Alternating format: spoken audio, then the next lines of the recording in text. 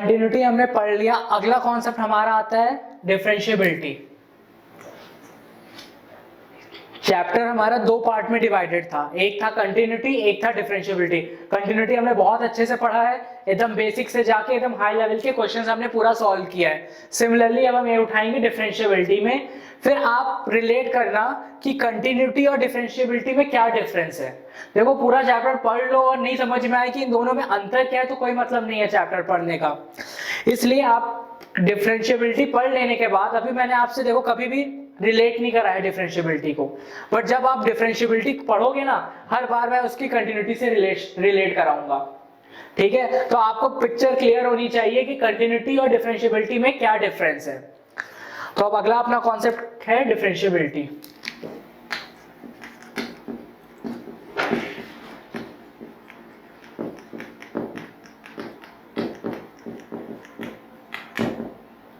जैसे आपको मैंने कंटिन्यूटी में बताया था, कंटिन्यूटी मतलब होता है कि function is continuous at that point.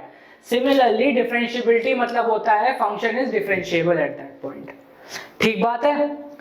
जैसे वहां पे कंटिन्यूअस और डिसकंटिन्यूअस होता है, वैसे ही यहाँ पे डिफरेंशिएबल और नॉन डिफरेंशिएबल होता है। वहां पे भी आपके पास एक फंक्शन दिया रहता है और एक पॉइंट गिवन होता है, यहाँ पे भी आपके पास एक फंक्शन दिया रहेगा, एक पॉइंट गिवन होगा। वहां पे आप चेक करते हो उस पॉइंट को कि वेदर वो पॉइंट उस फंक्शन पे कंटिन्यूअस है कि नहीं।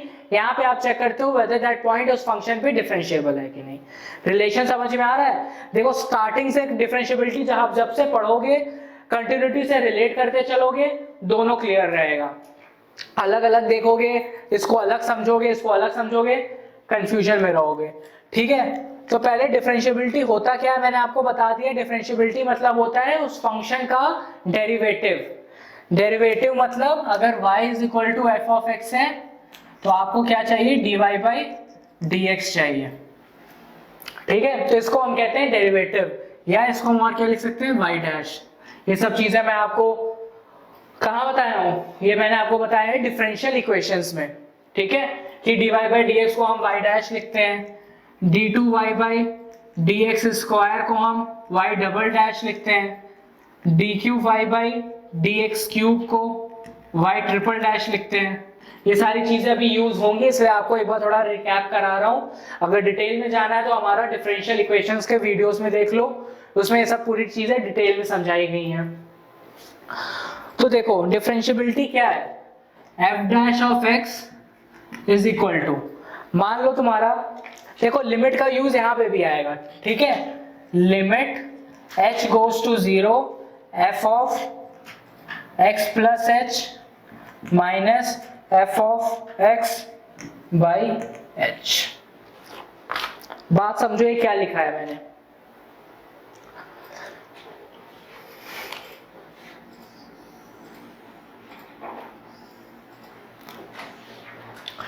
f dash of x is equal to limit h goes to 0 f of x plus h minus f of x upon h। ठीक है, तो ये फॉर्मूला होता है आपका डिफरेंशिएबिलिटी चेक करने का। जैसे आपको कंटिन्यूटी चेक करने का फॉर्मूला मैंने तुम्हें बताया था, लिमिट h को क्या बताया था फॉर्मूला, ऐसे चेक करते थे, limit h goes to 0 minus, तो 0 माइनस h ऐसे करके चेक करते थे। पूरा कंटिन्यूटी में आपको समझाया था। वैसे ही अगर आपको डिफरेंशिएबिलिटी चेक करनी है तो ये फॉर्मूला है, limit h goes to 0 f of x plus h minus f of x upon h। अब आप इस फॉर्मूले को देख के घबराओ नहीं कि क्या नया फॉर्मूला लिख दिया है, इतना खास यूज होता नहीं है इस फॉर्मूले का, बस पता होना चाहिए। यूज करके हम बताएंगे आपको कैसे इसको हम यूज करते हैं। इसमें जाने से पहले कुछ प्रॉपर्टीज हैं जो थोड़ा याद रखो अपने दिमाग में। कुछ प्रॉपर्टीज हैं डिफरेंशिएबिलिटी की। सपोज प्रॉपर्टीज क्या है, suppose u and v be real value function.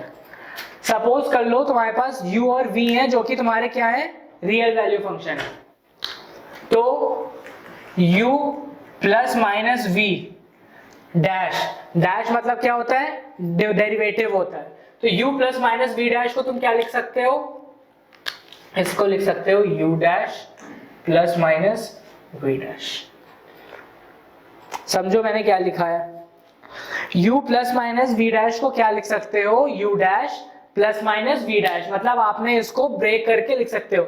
अगर पूरे फंक्शन का डेरिवेटिव आपको दिया हो तो आप इंडिविजुअल का डेरिवेटिव निकाल के लिख सकते हो। दूसरी प्रॉपर्टी क्या है, uv डैश, अगर प्रोडक्ट में है तो हमारे पास क्या है formula, u v dash plus v u dash. देखो बहुत इंपॉर्टेंट फॉर्मुलेस हैं ये सब फॉर्मुलेस तुम्हारे आगे चल के इन्हीं सब फॉर्मुलोस का यूज होना है। अगर u प्लस माइनस v का होल डैश को हम क्या लिख सकते हैं, u dash plus minus v dash. uv मतलब प्रोडक्ट में है तो इसको हम क्या कहते हैं, प्रोडक्ट रूल।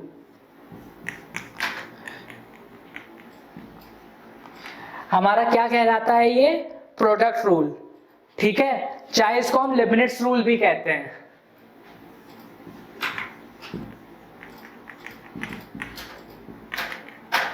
मेनली हम इसको प्रोडक्ट रूल के नाम से ही जानते हैं कि ये हमारा प्रोडक्ट रूल है, ठीक है। यू वी का होल डैश क्या हो जाएगा, u v dash plus v u dash. मतलब अगर दो फंक्शन तुम्हारे आपस में प्रोडक्ट में दिए हैं उसको डिफरेंशिएट करना है तो पहले एज फर्स्ट फंक्शन को एज इट इज लिखो, सेकंड फंक्शन को डिफरेंशिएट करो, प्लस सेकंड फंक्शन को एज इट इज लिखो, फर्स्ट फंक्शन को डिफरेंशिएट करो।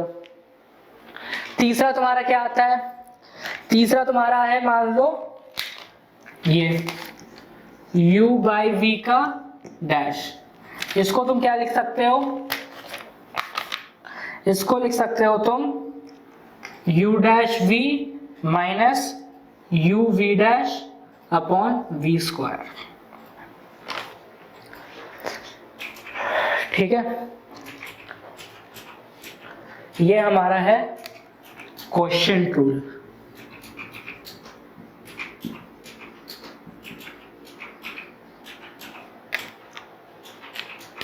तो ये तीन फॉर्मुलेज अपने दिमाग में रखो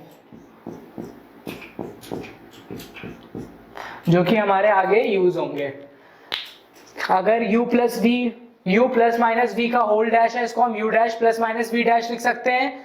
दो फंक्शन अगर प्रोडक्ट में उसका डेरिवेटिव निकालना है तो ये फॉर्मूला है जिसको हम प्रोडक्ट रूल भी कहते हैं, लेबनिट्ज रूल भी कहते हैं।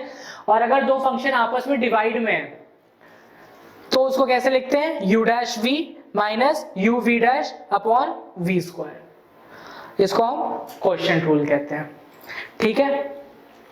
तो ये हमारे पास कुछ प्रॉपर्टीज हो गई है डेरिवेटिव की। अब जो मेन बात आती है तुम्हारी वो आती है ये limit h goes to 0 minus f of c plus h minus f of c upon h, limit h goes to 0 plus f of c plus h minus f of c upon h, ठीक है। अगर ये दोनों both are finite and equal तो function differentiable है,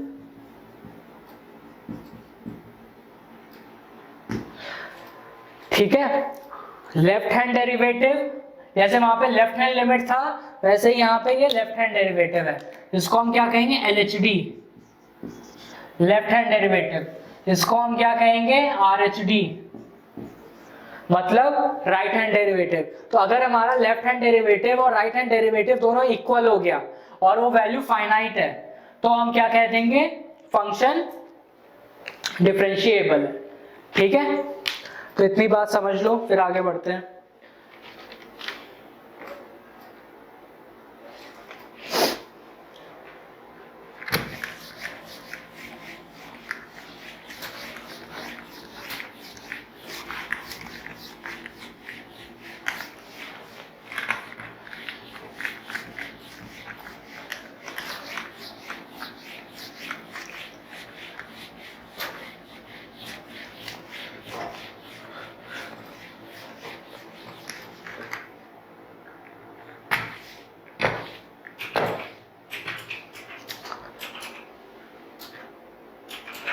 तो देखो एक बात याद रखो, अब मैं यहाँ पे थोड़ा कंटिन्यूटी और डिफरेंशिएबिलिटी दोनों को रिलेट करता हूँ। रिलेट करके एक स्टेटमेंट लिख रहा हूँ,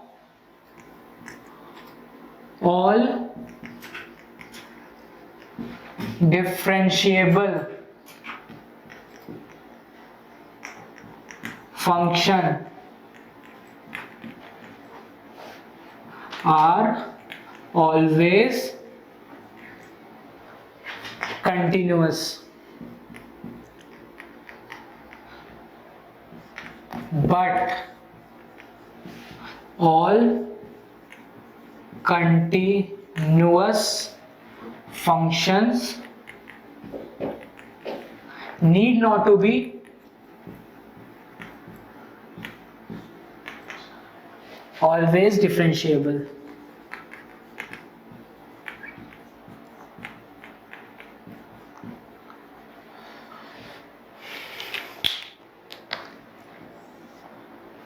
ये बात ध्यान रखो, जितने भी डिफरेंशिएबल फंक्शन होंगे वो हमेशा ही हमेशा कंटिन्यूअस होंगे, बट हमारे जितने भी कंटिन्यूअस फंक्शन है जरूरी नहीं है कि वो डिफरेंशिएबल हो।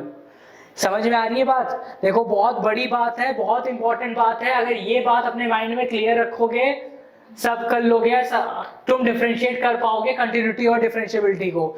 अगर ये बात क्लियर नहीं रहेगी हमेशा डाउट में रहोगे। इसलिए याद रखो जितने भी डिफरेंशिएबल फंक्शन है, अगर आपसे बोल दिया जाए y is equal to F of x differentiable है, तो आपके दिमाग में तुरंत क्लियर हो जाना चाहिए कि अगर ये डिफरेंशिएबल है तो ये कंटिन्यूअस होगा ही होगा। ठीक बात, वो फंक्शन कंटिन्यूअस होगा ही होगा। बट अगर आपसे बोल दिया जाए कि ये फंक्शन कंटिन्यूअस है तो जरूरी नहीं है कि वो फंक्शन डिफरेंशिएबल हो। इसका मैं आपको एग्जांपल देता हूं। ये देखो, एक बात और सुन लो, कंटिन्यूटी में क्या चेक कर रहे थे, उस पॉइंट पे फंक्शन एग्जिस्ट करना चाहिए। चाहे अगर हम ग्राफ जब बना रहे थे तो चाहे ग्राफ ऐसे बन रहा हो, चाहे ग्राफ ऐसे बन रहा हो, चाहे ग्राफ ऐसे बन रहा हो, तो कुछ भी हो, चाहे कर्व हो, चाहे शार्प पॉइंट बने, चाहे स्प्लाइन जैसे लाइन बने, कुछ भी हो, चाहे पॉइंट है, देख रहे हो ये शार्प एज बन रहा है, यहाँ कर्व बन रहा है, यहाँ स्प्लाइन जैसी लाइन बन रही है, उससे अपने को कोई मतलब नहीं था, कर्व एग्जिस्ट करना चाहिए। अगर ऐसा मिल रहा था तो फंक्शन हमारा कंटिन्यूअस था। यही तो हमने अब तक किया है ग्राफ से। उस पॉइंट पे फंक्शन मिलना चाहिए, चाहे तुम्हें ऐसा कर्व्ड मिल रहा हो, ऐसा कर्व्ड मिल रहा हो, चाहे ऐसा कोन शेप का मिल रहा हो, चाहे ऐसे कोई फंक्शन मिल रहा हो, या व्हाटएवर, कोई भी फंक्शन कैसा भी मिल रहा हो, उससे अपने को मतलब नहीं है। फंक्शन अगर मिल रहा है कंटिन्यूअस होगा। बट डिफरेंशिएबिलिटी में शार्प एज नहीं मिलना चाहिए, बहुत इंपॉर्टेंट बात है। अगर ऐसे कहीं शार्प एज मिल रहा है, ये पॉइंट डिफरेंशिएबल नहीं होगा। ठीक है, sharp edges of a function are continuous but not differentiable. समझ में आ रही है बात? जितने भी शार्प एजेस होते हैं, कर्व्स तो डिफरेंशिएबल होते हैं। ये कर्व यहाँ पे है, इस पॉइंट पे कंटिन्यूअस भी है, डिफरेंशिएबल भी है, बट कहीं भी अगर शार्प एज मिल जाए, उस पॉइंट पे फंक्शन कंटिन्यूअस होगा बट डिफरेंशिएबल नहीं होगा। That's one of the most important thing about differentiability and one of the most important properties of differentiability. अब आपको मैं इसको प्रूव करके दिखाता हूं ये बात कि अगर कंटिन्यूअस है तो डिफरेंशिएबल होना जरूरी है कि नहीं, डिफरेंशिएबल है तो कंटिन्यूअस होना है, ये जरूरी है। मान लो तुम्हारा function y is equal to F of x is equal to mod x. अब इसका ग्राफ बनाओ मॉड एक्स का। मॉड एक्स का अगर ग्राफ बनाओगे तो क्या होगा, ये ग्राफ बनेगा। चेक करना है किस पे, एट एक्स इक्वल टू 0। तो ये क्वेश्चन हम ऑलरेडी सोल्व कर चुके हैं, हमने देख लिया था x इक्वल टू 0 पे देखो कर्व एग्जिस्ट कर रहा है तो फंक्शन कंटिन्यूअस है। बट जब x इक्वल टू 0 पे अगर हम डिफरेंशिएबिलिटी चेक करेंगे तो देखो शार्प एज है, शार्प एज दिख रहा है ना, शार्प एज दिख रहा है। So this mod x is not differentiable at x equal to 0। So proof हो गया कि फंक्शन अगर कंटिन्यूअस है तो जरूरी नहीं है कि फंक्शन डिफरेंशिएबल भी हो। देखो इस x इक्वल टू 0 पे कंटिन्यूअस था बट डिफरेंशिएबल नहीं है। तो ये मॉड एक्स सबसे बेस्ट एग्जांपल है समझाने का कि अगर फंक्शन कंटिन्यूअस है तो ऐसा जरूरी नहीं है कि डिफरेंशिएबल हो, बट हाँ अगर डिफरेंशिएबल है तो वहां पे तो फंक्शन एग्जिस्ट करेगा ही करेगा। तो कंटिन्यूअस होगा ही होगा, और कभी भी शार्प एज मिल रहा हो तो डिफरेंशिएबल नहीं है। तो ये 3 पॉइंट्स अपने दिमाग में रखोगे और फिर उसके बाद डिफरेंशिएबिलिटी चेक करना। अब अगला कॉन्सेप्ट हमारा आता है डेरिवेटिव ऑफ अ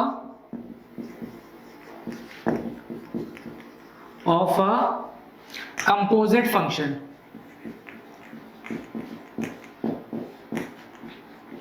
ठीक है, derivative of a composite function. ठीक है, कंपोजिट फंक्शन अगर हमें गिवन है तो उसका डेरिवेटिव हम कैसे निकालते हैं, सीधे एग्जांपल से समझते हैं। फंक्शन अगर मान लो हमें गिवन है f of x is equal to 2x plus 1 का होल क्यूब।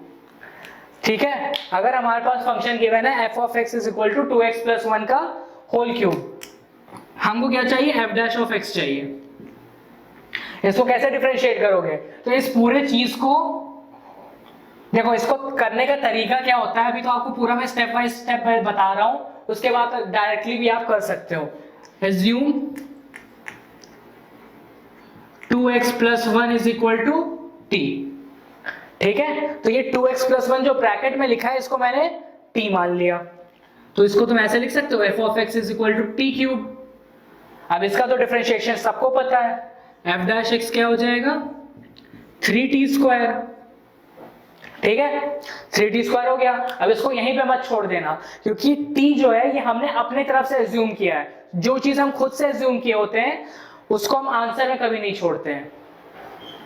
तो 3t स्क्वायर, t को सब्स्टिट्यूट कर दो जो तुमने एज्यूम किया था, 2x प्लस 1 का होल स्क्वायर, तो ये तुम्हारा f डैश ऑफ x हो गया। ठीक है, तो इस तरह से हम कंपोजिट फंक्शंस तुम्हारे होते हैं तो उसको कैसे डिफरेंशिएट करते हैं, ये हमारा तरीका है। जो ब्रैकेट में लिखा था उसको t मान लिया, फिर t क्यूब हो गया, उसको डिफरेंशिएट कर दिया, वापस से t सब्स्टिट्यूट कर दिया। अगर तुमने हमारा आंसर यहाँ पे छोड़ दिया तो लास्ट एक स्टेप कट जाएगा, क्योंकि मैम पूछेंगे, तुम्हारे सर वहां पे पूछेंगे t क्या है, क्वेश्चन में तो कहीं t गिवन ही नहीं है, ये तो आपने खुद से एज्यूम किया है, तो वापस में इसको सब्स्टिट्यूट कर दो। ठीक है,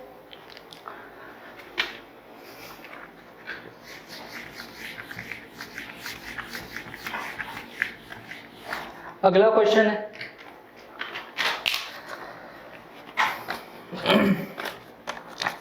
अगला क्वेश्चन है f of x is equal to sine x square. ठीक है,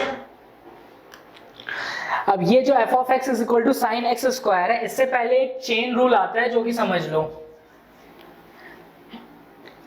क्या है चेन रूल? चेन रूल आपका क्या होता है, ये बात आपको थोड़ा समझ में आनी चाहिए। सपोज करो,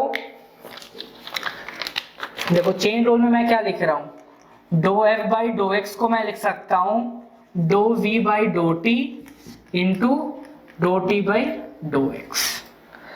बात समझ में आ रही है? देखो चेन रूल वहां लगता है जहां पे मान लो तुम्हारा एक फंक्शन v है, तुम्हारा f तो फंक्शन x का है, बट यहाँ पे तुमने एक v और t अपने आप से एज्यूम कर लिया। v तुम्हारा फंक्शन t का है, t तुम्हारा फंक्शन x का है। तो एक बात बताओ, यहाँ dt कट के dv बाई dx ही तो लिखा है, तो इसको हमने चेंज कर लिया dv by dt into dt by dx में। ये हमारा होता है चेन रूल, ये डायरेक्टली फॉर्मूला है, इसको याद रखो, इसको हम कहते हैं चेन रूल। तो do f by dough x is equal to dv by dt into dt by dx। तो यहां मैंने तुम्हें क्या बताया था, जो ब्रैकेट में होता है उसको t मान लो, एक्स स्क्वायर को t मान लिया। ठीक है, और v ऑफ t क्या हो गया साइन t।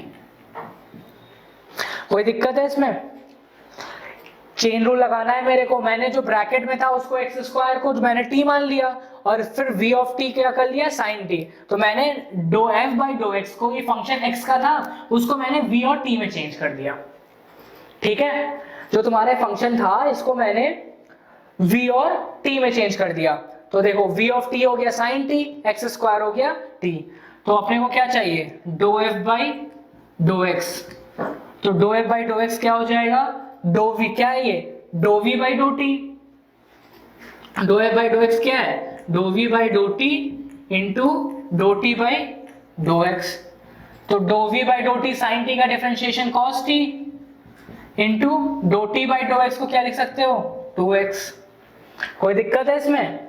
cos t, और dou t by dou x को तुमने क्या लिख दिया, x स्क्वायर का डिफरेंशिएशन 2x। अब t को फिर से वापस सब्स्टिट्यूट कर दो, cos t तुम्हारा क्या है, x स्क्वायर इंटू 2x। ये इसका f डैश x हो गया। अब भाई जिसको ये नहीं समझ में आ रहा है कि ये डेरिवेटिव क्या है, उसके लिए एक और तरीका है। इतना चेन रूल ना याद करके सिंपल सा याद रखो, साइन ऑफ एक्स स्क्वायर।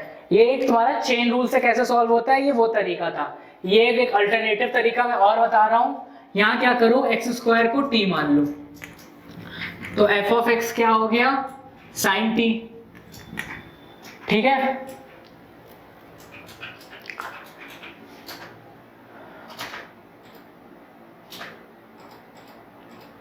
वैसे ये होगा इसी से, इससे नहीं पॉसिबल है। क्यों? क्योंकि आपके पास दो फंक्शन दिए हुए हैं। यहाँ पे आपको v ऑफ t और x स्क्वायर दोनों लाना ही पड़ेगा, तभी आपका ये सॉल्व हो पाएगा। बिना उसके आप इसको नहीं सॉल्व कर सकते हो। ठीक है, तो आपको ये आपका चेन रूल कहलाता है, do f by dough x is equal to do v by do t into dough t by dough x. आपने सीधे ये फॉर्मूला लगाया, आपने पूरे इक्वेशन को एक्स स्क्वायर को t माना और इसको साइन t में चेंज हो गया, उसके बाद ये फॉर्मूला लगा दो। ठीक है, एक और क्वेश्चन देख लो, थोड़ा और चेन रूल क्लियर हो जाएगा।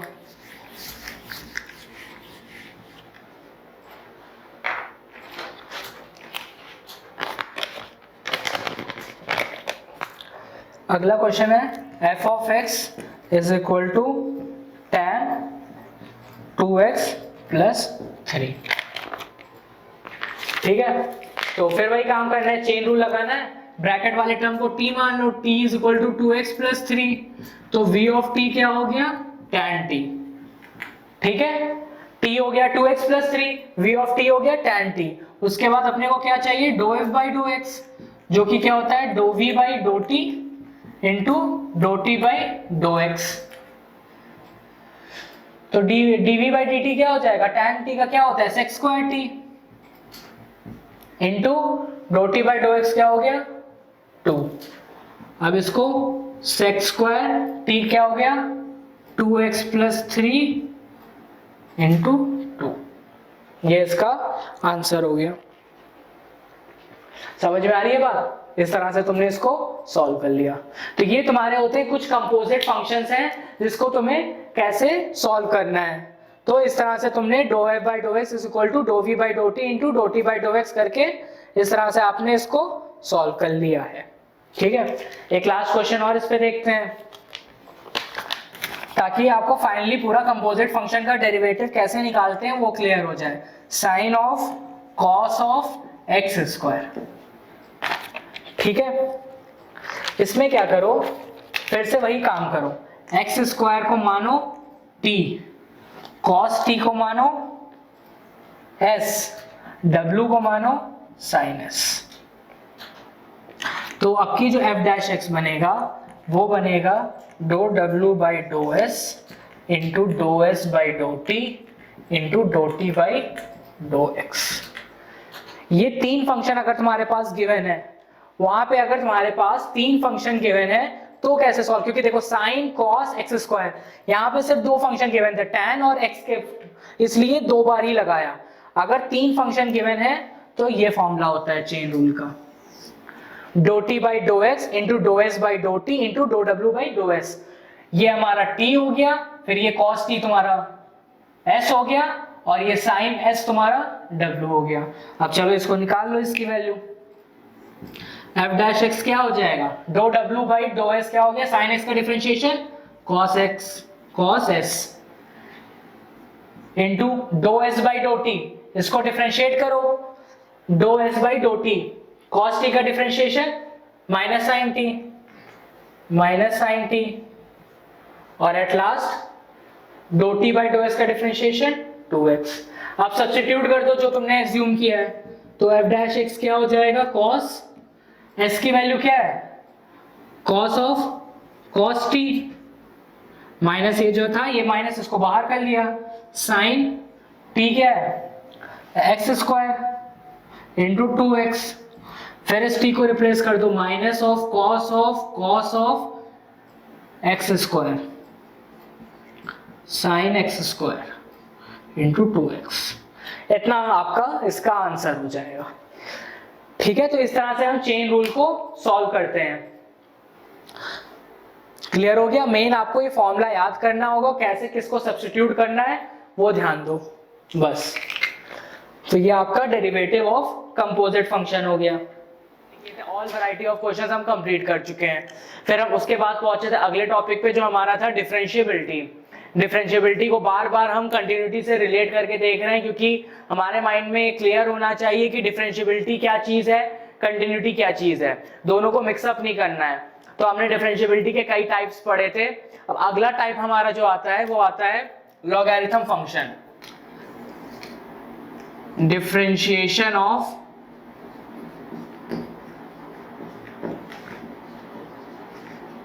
Logarithm function.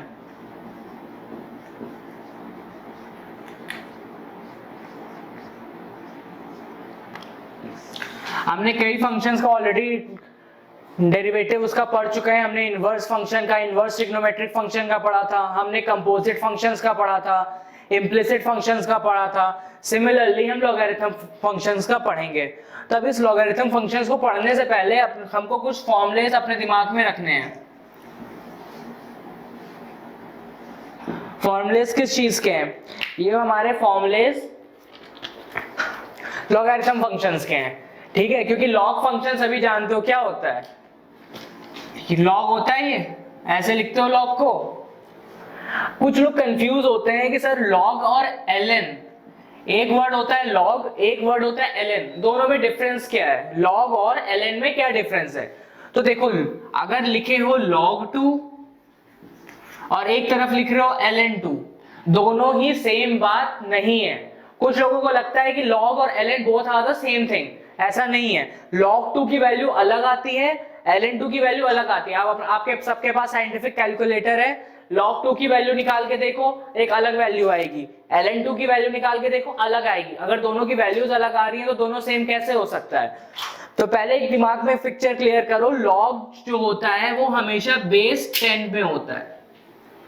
ठीक है, log जो होता है वो हमेशा बेस 10 में होता है, और ln जो होता है वो हमेशा बेस e में होता है। तो या तो तुम ऐसे लिख दो log ऑफ बेस e2, बात समझ में आ रही है? या तो ऐसे लिख दो log ऑफ बेस e2, या तो लिख दो ln2, both are the same thing. तो log जिसका बेस e हो उसको अपन कहते हैं ln। तो ये अपने दिमाग में क्लियर रखो कि log और ln में क्या डिफरेंस होता है। log हमेशा बेस 10 में होता है, अगर log तुम्हारा बेस e में है तो उसको हम ln कहते हैं। तो कुछ फॉर्मूलेस पे चलते हैं। पहला फॉर्मूला हमारा क्या है? log of a p। ठीक है, बात समझ में आ रही हो? क्या लिखा है मैंने? log p base a। इसको हम क्या लिख सकते हैं? log base b p upon log base b a। ठीक है, बहुत इंपॉर्टेंट फॉर्मूला है। जनरली ये फॉर्मूलाज मैं आपको क्यों बता रहा हूं? ये फॉर्मूलाज आपको क्वेश्चंस को थोड़ा सिंप्लीफाई करने में आसानी होती है। क्वेश्चन थोड़ा कॉम्प्लिकेटेड वे में दिया होता है, उसको थोड़ा सिंप्लीफाई हो जाए, थोड़ा आसान हो जाए हमको, ताकि समझ में अच्छे से आए, ताकि इजिली हम डिफरेंशिएशन का फॉर्मूला लगा सकें।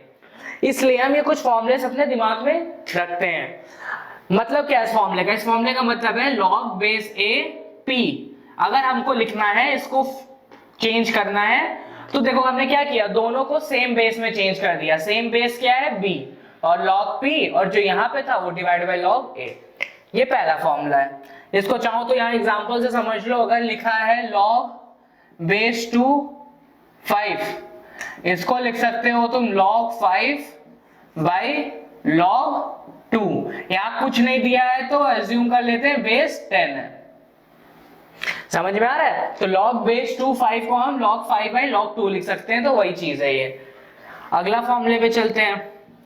नेक्स्ट फॉर्मूला हमारा है log, अगला फॉर्मूला है log बेस b pq। इसको हम लिख सकते हैं log base p plus log base b q।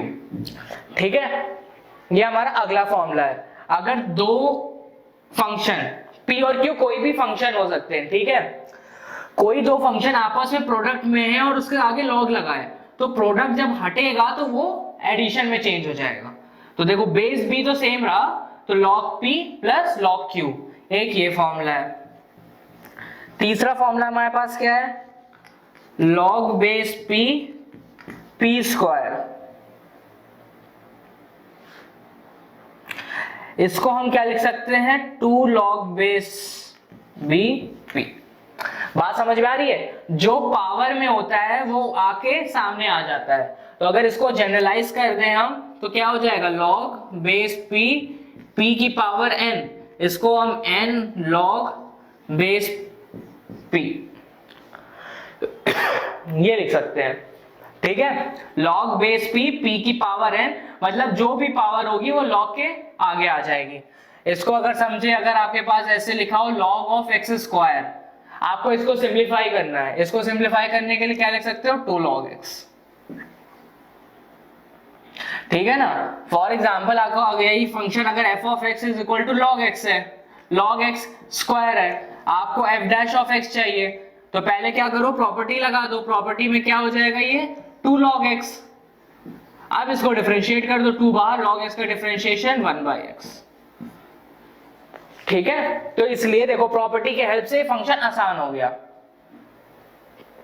समझ में आ रही है बात, नहीं तो क्या करते, log x स्क्वायर को पहले करते, log x का डिफरेंशिएशन क्या होता है 1/x, तो 1/x स्क्वायर, x स्क्वायर का डिफरेंशिएशन 2x, x कट के 2/x। यहां से भी वही आ रहा है, बट प्रॉपर्टी लगने से थोड़ा आसान हो गया है। समझ में आ रही है मैंने क्या किया है, ये मैंने प्रॉपर्टी लगा के सॉल्व किया है, और ये मैंने डायरेक्टली log x स्क्वायर है, log x का डिफरेंशिएशन क्या होता है 1/x, तो log x स्क्वायर का डिफरेंशिएशन क्या हो जाएगा 1/x स्क्वायर। फिर अंदर चलो, x स्क्वायर का डिफरेंशिएशन क्या है 2x, x कट के क्या बचा 2/x ही तो बचा। यहां से भी वही आ रहा है, यहां से भी वही आ रहा है, बस यहाँ पे हमने प्रॉपर्टी लगा के किया है, यहाँ पे डायरेक्ट किया है। तो एक तीसरी ये प्रॉपर्टी है। चौथी प्रॉपर्टी पर चलते हैं, क्या है, log base p x upon y, इसको log base b x minus log base b y ये लिख सकते हो, ठीक है। अगर डिवाइड में है तो सब्सट्रैक्ट हो जाता है, अगर प्रोडक्ट में है तो ऐड हो जाता है। तो एक ये प्रॉपर्टी। फॉर एग्जांपल अगर आपके पास लिखा है log 10 x square by x cube, इसको आप लिख सकते हो log base 10 x square minus log base 10 x cube. अब इसको डिफरेंशिएट करना है तो क्या हो जाएगा 1/x स्क्वायर। अब चाहो तो एक और प्रॉपर्टी लगा सकते हो, क्या, इसको लिख सकते हो 2 log बेस 10x, इसको लिख सकते हो 3 log बेस 10x, ये वाली प्रॉपर्टी लगा दी मैंने।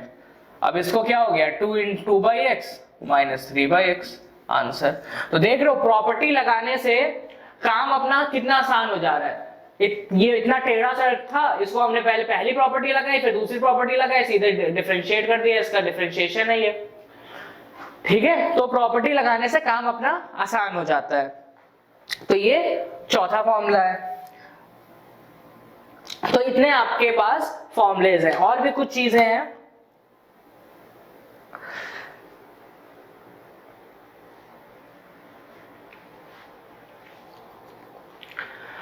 पहले इतना देख लो कि ये हमारे पास जो फॉर्मूलेज लिखे हुए हैं ये क्या हैं, ठीक है। इतने इंपॉर्टेंट फॉर्मूलेज हैं जिनको आपको अपने दिमाग में रखने हैं, ठीक है। ये फॉर्मूलेज याद रखो, इसके बाद इसके डेरिवेटिव सीखते हैं कि इसका डेरिवेटिव कैसे होगा।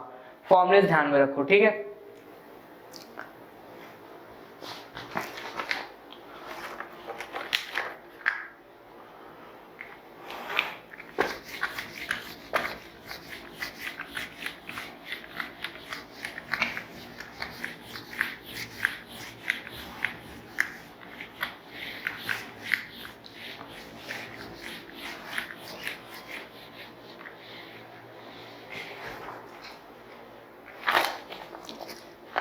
तो चलो क्वेश्चंस पे चलते हैं इसके।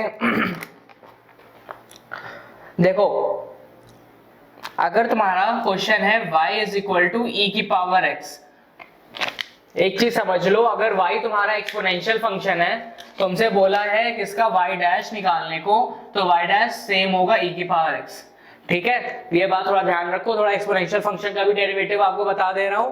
अगर y इज इक्वल टू ई की पावर x है तो उसका डेरिवेटिव e की पावर x ही रहेगा, कोई चेंज नहीं आता। एक्सपोनेंशियल फंक्शन का चाहे तुम डेरिवेटिव करो चाहे इंटीग्रेट करो, कोई चेंज नहीं आएगा। अगर y इज इक्वल टू ई की पावर x है तो y डैश भी तुम्हारा e की पावर x ही होगा।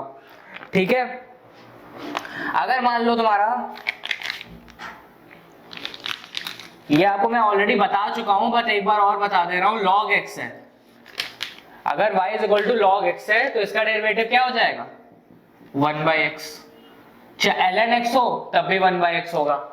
ठीक है, तो ये दो डेरिवेटिव थोड़ा याद रखो जो कि यूज होंगे आपके। ठीक है, अगर e की पावर x है तो उसका डेरिवेटिव e की पावर x ही होगा, log x है तो log x का डेरिवेटिव 1/x हो जाएगा। तो चलो कुछ डेरिवेटिव्स करते हैं। अगर ये समझ गए हो तो हेडिंग है find the derivative of following function. पहला फंक्शन हमारा क्या है e की पावर -x, दूसरा है साइन ऑफ log x, तीसरा है e की पावर cos x, चौथा है e की पावर sin इनवर्स x। ठीक है, तो ये चार क्वेश्चंस हैं आपके पास जिसका आपको डेरिवेटिव निकालना है। अब जिसको डेरिवेटिव निकालना आता है वो इसको अपने आप से सॉल्व करें, जिसको नहीं आता है वो देखें कि कैसे इसका हम डेरिवेटिव निकालेंगे। तो इस अब देखो, इसीलिए मैंने आपको ये पहले बताया e की पावर x का डेरिवेटिव क्या होता है e की पावर x, तो इसका डेरिवेटिव क्या हो जाएगा e की पावर -x है तो एज इट इज उतर जाएगा। मतलब e के पावर में जो कुछ भी गिवन हो उसका डेरिवेटिव वही होता है। तो एक बार इस फंक्शन को दोबारा से रिपीट मार दो, e की पावर -x। अब इसके अंदर जाओगे तो -x का डिफरेंशिएशन क्या होता है -1, तो -1, तो क्या हो गया -e की पावर -x। ये इसका डेरिवेटिव है। बात समझ में आ रही है? यहाँ पे क्या हो रहा था, यहाँ पे e की पावर x था, e की पावर x को एज इट इज लिख दिया उसका डेरिवेटिव। अंदर गए x का डेरिवेटिव क्या है 1, इसलिए यहाँ पे इंटू 1 नहीं लिखा है, बट यहाँ तो -x है तो -1 आ जाएगा। इसमें चलते हैं साइन ऑफ log x। तो एक बात ध्यान रखा करो, डेरिवेटिव हमेशा लेफ्ट हैंड साइड से स्टार्ट होगा। अब ये नहीं पहले log x को डेरिवेट किया उसके बाद साइन को किया। अगर फंक्शन के अंदर फंक्शन है तो डेरिवेटिव जो भी होगा वो हमेशा लेफ्ट हैंड साइड से शुरू होगा। तो पहले साइन को डेरिवेट करोगे उसके बाद log x को डिफरेंशिएट करोगे। समझ में आ रही है? पहले log x को मत कर देना, इसीलिए हमेशा लेफ्ट हैंड साइड से स्टार्ट करते हैं। लेफ्ट हैंड साइड से पहला फंक्शन क्या है sin x, इस पूरे को एक फंक्शन मान लो तो log x को समझ लो t मान लिया, तो क्या हो गया sin t। sin t का डेरिवेटिव क्या होता है cos t, तो cos t और t क्या है log x है तो cos of log x। बात समझ में आ रही है? मैंने log x के जगह t मान लिया, suppose log x is t तो sin t का डेरिवेटिव cos t, तो cos t को दोबारा से रिप्लेस कर दिया log x से। अब उसके अंदर चलो, उसके अंदर क्या है log x है, log x का डेरिवेटिव क्या होता है 1/x होता है इंटू 1/x। ये इसका डेरिवेटिव हो गया। इसमें चलते हैं, इसका करते हैं e की पावर cos x। e की पावर cos x का डिफरेंशिएशन क्या होगा, e की पावर कुछ भी हो एज इट इज रिपीट कर दो, क्योंकि e की पावर समथिंग का डिफरेंशिएशन सेम होता है, तो e की पावर cos x को कर दिया। अब इसके अंदर गए cos x का डेरिवेटिव क्या होता है -sin x, तो -sin x, ये इसका डेरिवेटिव हो गया। और लास्ट ये क्वेश्चन, फिर e की power sin inverse x, e की पावर कुछ भी हो एज इट इज रहेगा, तो e की पावर sin इनवर्स x। अब इसके अंदर गए sin इनवर्स x का डिफरेंशिएशन आपको मैंने जितने भी इनवर्स ट्रिग्नोमेट्रिक फंक्शन है उसके डिफरेंशिएशन आपको पिछले क्लास में बताए हुए हैं। तो sin इनवर्स x का क्या होता है 1/√1 - x², ये आपका इसका डेरिवेटिव। तो इस तरह से हम फंक्शन के अंदर फंक्शंस हो तो इस तरह से हम उसका डेरिवेटिव करते हैं।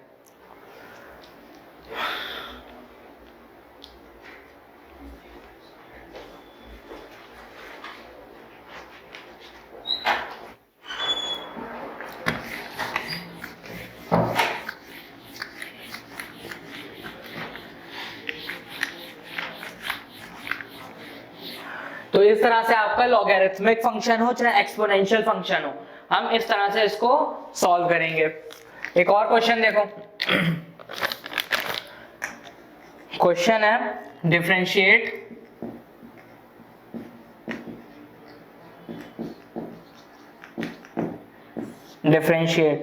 Under root of x minus 3 x square plus 4 3x square plus 4x plus 5 with respect to x। ठीक है, ये है हमारे पास क्या क्वेश्चन है, डिफरेंशिएट अंडर रूट ऑफ। अभी देखो देखने में बहुत भयंकर सा लग रहा है, अगर आपके एग्जाम में आ गया एक बार आपको दिमाग जरूर घूमेगा कि ये क्या है, इतना बड़ा कैसे डिफरेंशिएट करेंगे। तो अब देखो यहाँ पे मैं आपको बताऊंगा कि लॉग कितना हमारा काम कितना आसान कर देता है। लॉग की जो प्रॉपर्टीज हैं वो हमारा काम बहुत इजी कर देती हैं। अभी आप ऐसे बैठोगे इसको करने को तो बहुत बड़ा पड़ेगा, नहीं कर पाओगे। एग्जाम में टाइम की कंस्ट्रेंट होता है हमारे पास, विद इन दैट टाइम हम नहीं कर सकते इसको। बट अगर हम लॉग फंक्शन का यूज करेंगे देखो कितने आसानी से हो जाता है।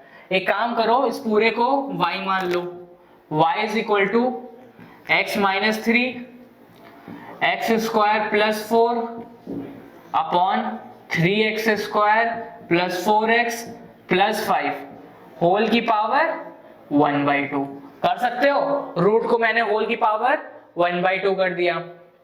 उसके बाद क्या करो, टेक लॉग बोथ साइड। हम क्या कर रहे हैं अभी, इस फंक्शन को थोड़ा सिंप्लीफाई कर रहे हैं, क्योंकि इतना कॉम्प्लिकेटेड फंक्शन को डिफरेंशिएशन नहीं कर सकते हम, तो थोड़ा इसको लॉग लेके सिंप्लीफाई करो। Take log both side. अब दोनों तरफ लॉग ले लिया तो क्या हो गया, लॉग वाई। अब इधर लॉग लोगे तो log of x minus 3 x square plus 4 upon 3x square plus 4x plus 5 whole की पावर 1/2। अब मुझे बताओ वो प्रॉपर्टी लग जाएगी, ये 1/2 आगे चला जाएगा, लगा सकते हैं प्रॉपर्टी, लगा दो। log y is equal to 1/2 of log x minus 3 x square plus 4 upon 3x square plus 4x plus 5। इतने में कोई डाउट है? हमने वही पहली प्रॉपर्टी लगा दी, log y की पावर n है तो उसको n log y लिख सकते हैं, तो वही कर दिया। अब इसके बाद एक और प्रॉपर्टी लगाओ, log y is equal to 1/2। इसको तुम ब्रेक कर सकते हो, log ab को क्या लिख सकते हो, log a प्लस b, तो log x minus 3 plus log x square plus 4 minus log 3x square plus 4x plus 5। कोई दिक्कत है इतने स्टेप में?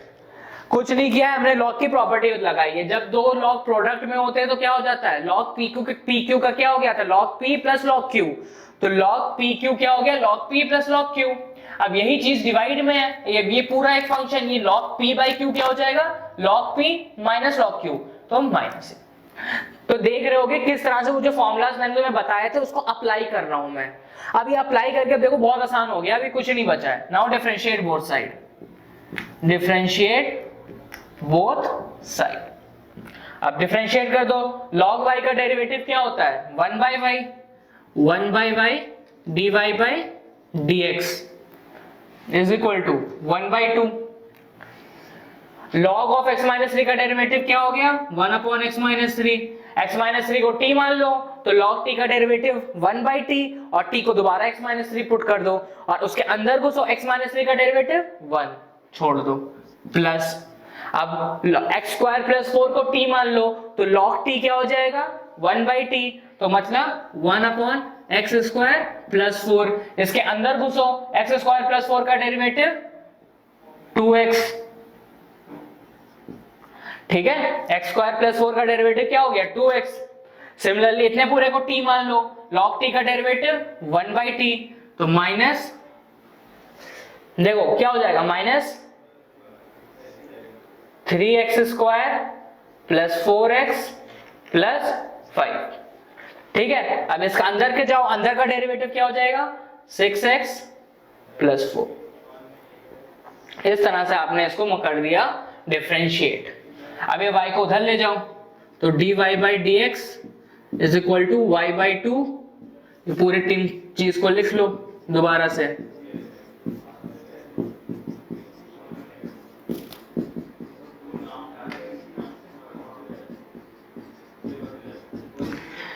ठीक है, अब वापस से यहाँ पे y तो तुम्हें नहीं चाहिए ना, सब x के टर्म्स में होना चाहिए। y तुमने क्या एज्यूम किया था, ये चीज, इसको उठा के इसमें सब्स्टिट्यूट कर दो और ये तुम्हारा डेरिवेटिव हो जाएगा।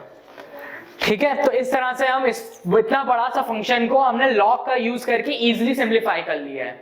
तो इस तरह से हमारा ये कुछ प्रॉपर्टीज है लॉग की जिसका हमने यूज करके हम, देखो कोई हार्ड एंड फास्ट रूल नहीं है कि लॉग पढ़ना ही पढ़ना है। लॉग हम इसलिए पढ़ते हैं कि हमारे बड़े बड़े फंक्शंस को लॉग सिंप्लीफाई कर देता है। और किस तरह से सिंप्लीफाई करता है इसका एग्जांपल आपके सामने है।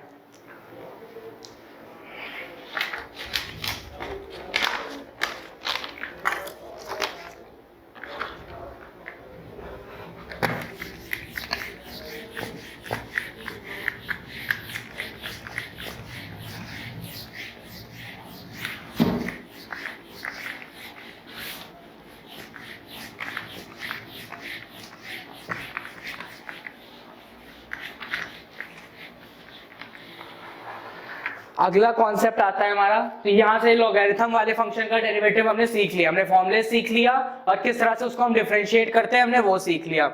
अगला कॉन्सेप्ट आता है derivative of a parametric function. बहुत इंपॉर्टेंट है ये भी, derivative of the parametric function. Parametric function को हम कैसे किस तरह से डेरिवेट करते हैं, किस तरह से डिफरेंशिएट करते हैं, अगला कॉन्सेप्ट हमारा ये है। अब आप कहोगे सर ये पैरामेट्रिक फंक्शन क्या होता है, हमने तो कभी नहीं सुना ये पैरामेट्रिक फंक्शन। तो उसी के लिए आपको सुनाने के लिए आपको ये देखो क्या होता है। अगर मान लो तुम्हारा x कोई फंक्शन है t का, y भी कोई तुम्हारा फंक्शन है t का, समझ में आ रही है। अगर तुम्हारा x कोई है वो फंक्शन t का है, y भी कोई दूसरा फंक्शन t का है, तो इसको हम कहते हैं पैरामेट्रिक फंक्शन। मतलब x एक अपने किसी का फंक्शन है, y अपने एक अलग किसी का फंक्शन है। सो कह देंगे कि ये तुम्हारा पैरामेट्रिक फॉर्म में दिया हुआ है। समझ में आ रही है बात, इसको अपन कहते हैं कि ये हमारा पैरामेट्रिक फॉर्म है। फॉर एग्जाम्पल अगर लिखा हो x = r cos theta, y = r sin theta, ये भी कोऑर्डिनेट है r cos theta, r sin theta, coordinate है। बट ये कोऑर्डिनेट हमारे कार्टेशियन फॉर्म में नहीं है, ये कोऑर्डिनेट्स हमारे पैरामेट्रिक फॉर्म में है। कार्टेशियन फॉर्म में कोऑर्डिनेट क्या होते हैं 2, 4, 5, 6, ये सब हमारे कार्टेशियन फॉर्म में होते हैं। ठीक है, but x = r cos theta, y = r sin theta, यहां देखो x क्या है फंक्शन ऑफ थीटा, y क्या है फंक्शन ऑफ थीटा। तो देखो जब कोई x तुम्हारा फंक्शन ऑफ थीटा हो, y तुम्हारा फंक्शन ऑफ थीटा हो, तो हम कहेंगे कि ये हमारा पैरामेट्रिक फॉर्म में लिखा हुआ है। So these are called the parametric form of, ये तो सर्किल की इक्वेशन है, तो this are the parametric form of the circle. तो वही मैं यहाँ लिखा हूं, x अगर फंक्शन ऑफ t है, y अगर दूसरा फंक्शन ऑफ t है, तो इसको अपन कहेंगे कि ये पैरामेट्रिक फॉर्म में है। अगर आपको चाहिए है dy/dt, तो क्या करना पड़ेगा dy/dx × dx/dt। क्या करना पड़ेगा dy/dt अगर आपको चाहिए तो क्या होगा dy/dx × dx/dt, ये याद रखो। चलो क्वेश्चन करते हैं सीधे। क्वेश्चंस करेंगे इस पे, तभी ये पैरामेट्रिक फॉर्म क्लियर होगी कि पैरामेट्रिक फॉर्म होती क्या है। फॉर एग्जाम्पल यही क्वेश्चन लेते हैं, x = a cos theta, y = a sin theta. आपको निकालना क्या है, एक चीज और याद रखो, अगर तुमको dy/dx निकालना है, ये तुम्हारा फंक्शन है, अगर x तुम्हारा फंक्शन ऑफ t है, y तुम्हारा फंक्शन ऑफ t है, but you have to find not dx by dt, not dy by dt, you have to find dy by dx। तो इसको तुम क्या लिख सकते हो, dy by dt upon dx by dt। This is also important thing. ऐसे ही parametric solve होगा। लिखा क्या है, dt dt कट के dy by dx ही तो लिखा है। तो इस तरह से हम इसको, अगर तुम्हारा x कोई फंक्शन ऑफ t है, y कोई फंक्शन ऑफ t है, तो dy by dt upon dx by dt करोगे तो dy by dx आ जाएगा। तो अब यहाँ पे चलो, यहाँ पे अपन को क्या निकालना है, हमको यहाँ पे dy by dx निकालना है। ये बात ध्यान रखना, हमको यहाँ पे dy by dx निकालना है, dx by d थीटा नहीं निकालना है, dy by d थीटा नहीं निकालना है।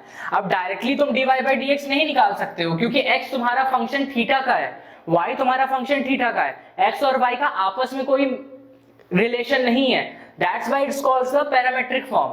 तो इसको हम क्या लिख सकते हैं, dy by dx is equal to dy by d theta upon dx by d theta. लिख सकते हैं इसको dy by dx को, बात तो वही है, d थीटा कट गया तो dy by dx से लिखा हुआ है।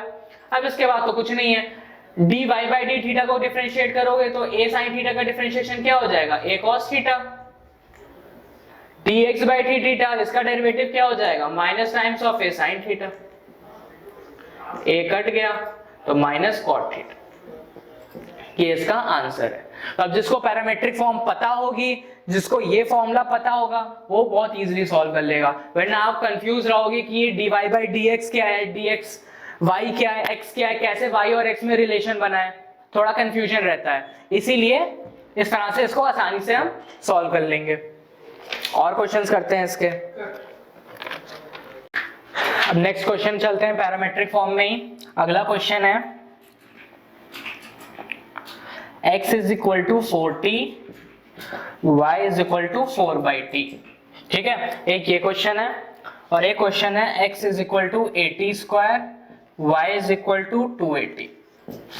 तो ये दो क्वेश्चन है, इसको आपको क्या निकालना है, वही निकालना है। डिफरेंशिएट कर रहे हो तो क्या निकालना होगा, dy by dx ही निकालना होगा, dy by dx निकालना है।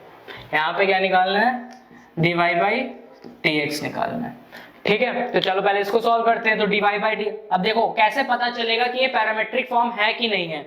y is a function of t, x is a function of t, तो पैरामेट्रिक फॉर्म है।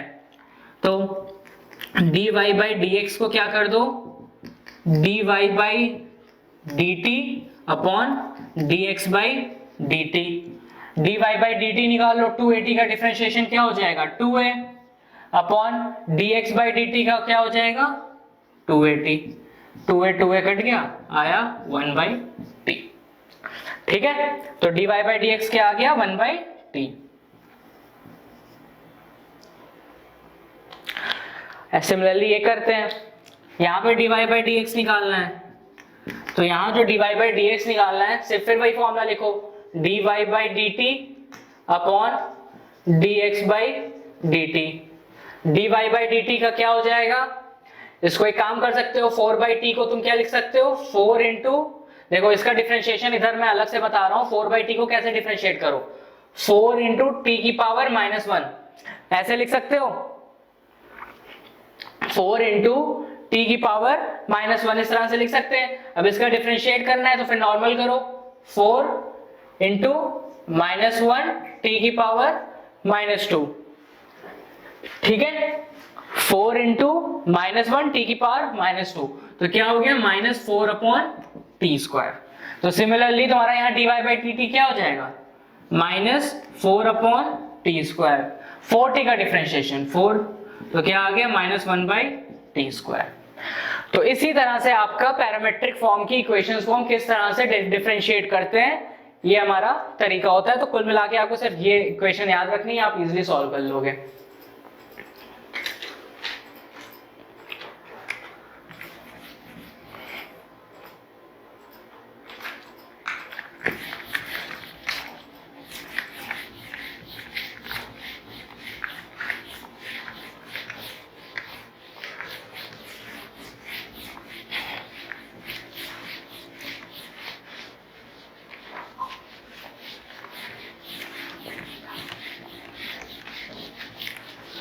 अगला फॉर्म आता है हमारा, अगला कॉन्सेप्ट छोटा सा है, सेकेंड ऑर्डर डेरिवेटिव। क्या है? Second order derivative. अगला फॉर्म है हमारा सेकेंड ऑर्डर डेरिवेटिव। अब आप कहोगे सर ये सेकेंड ऑर्डर डेरिवेटिव क्या है, फर्स्ट ऑर्डर डेरिवेटिव क्या था? तो कुछ नहीं है, इतना टेंशन लेने की इसको जरूरत नहीं है। जो y डैश होता है, मतलब जो dy बाई dx होता है, इसको हम क्या कहते हैं? First order derivative. जो y डबल डैश होता है, जो d2y बाई dx स्क्वायर होता है, इसको हम कहते हैं सेकेंड ऑर्डर डेरिवेटिव। ठीक है, तो जब अगर तुम्हारा y डैश हो तो वो फर्स्ट ऑर्डर डेरिवेटिव है, y डबल डैश हो या d2y बाई dx स्क्वायर हो तो वो हमारा सेकंड ऑर्डर डेरिवेटिव है। अब बात आती है कि सेकंड ऑर्डर डेरिवेटिव को हम कैसे सॉल्व करते हैं। सीधे क्वेश्चंस पे चलते हैं। तो एक बात याद रखो, अगर आपका y is equal to F of x है, आपको चाहिए dy बाई dx, तो आप क्या कर दोगे? f डैश x चाहिए। एक और बार इसका डेरिवेटिव का मतलब क्या होता है? d by dx of dy by dx। मतलब सेकेंड ऑर्डर, इसको हम क्या लिख दोगे फिर? d2y बाई dx स्क्वायर, और यही आपका सेकेंड ऑर्डर डेरिवेटिव है। तो y अगर f ऑफ x है तो dy बाई dx क्या हो जाएगा? f dash of x। तो अगर आपको dy बाई dx को भी एक बार और दोबारा डिफरेंशिएट करना है, उसको हम कहते हैं सेकेंड ऑर्डर डेरिवेटिव। तो देखो dy बाई dx को एक और by d by dx of dy by dx, उसको हम और क्या लिख सकते हैं? d2y by dx square. इसको हम और समझते हैं क्वेश्चन के साथ।